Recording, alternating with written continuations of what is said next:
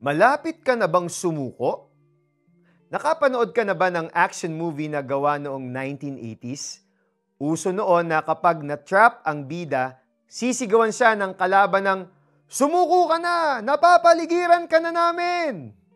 Sometimes in life, it feels like bida ka sa isang 80s action movie pero mga problema ang mga kalaban na nakapaligid sa'yo.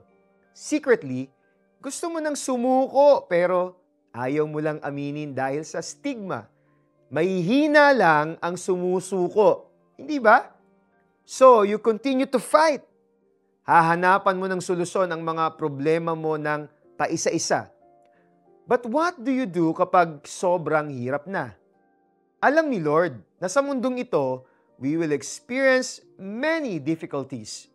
Kaya nga kung ano ang dami ng trials na pwede nating mapagdaanan, mas marami naman ang assurances ni Lord na hindi niya tayo pababayaan. He doesn't want us to carry our burdens alone.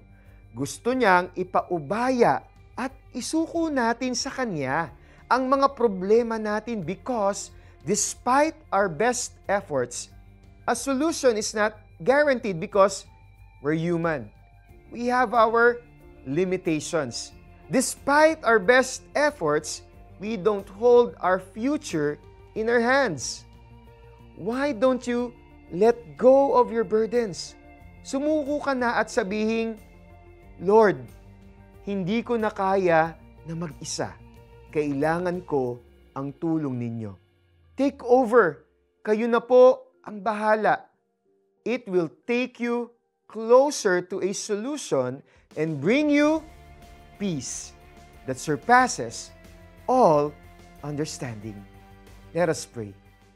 Lord, even if it looks impossible, I will believe that this difficult time will end. I believe that your grace and your favor will see me through this. Isusuko ko ang problemang ito sa inyo. Alam kong hindi niyo ako pababayaan, for you are my Lord and my Father. In the name of Jesus, Amen. Nahihirapan ka bang isuko sa Panginoon ang problema mo? Read these additional verses and be assured na hindi ka niya pababayaan. Awit 55:22, Isaiah 46:4, Mateo 11:28. Ipagkatiwala ninyo sa Kanya ang inyong mga alalahanin sa buhay sapagkat Siya ay nagmamalasakit sa inyo. Unang Pedro 5:7. Ako po si Eric Tutanyes. Suko na ako kay Lord. Dapat kayo rin. God bless.